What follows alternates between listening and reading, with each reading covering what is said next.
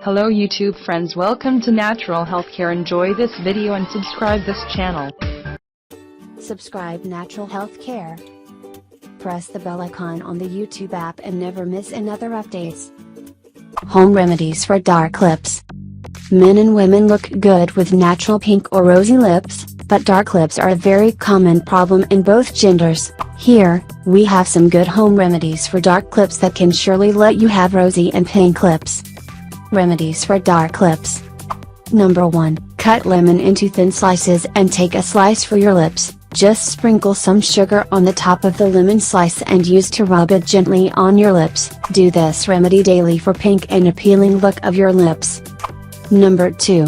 Take butter or milk cream and add some rose petal paste in it. Mix well and apply on our lips. Let it sit for 5 minutes and rinse well. You will notice a prominent difference in the appearance of your lips within a few days. Number 3. Just take a few drops of olive oil and gently rub on lips. It is the best to use this remedy in the night just before you go to sleep. Follow the following home remedies for dark lips to get instant results.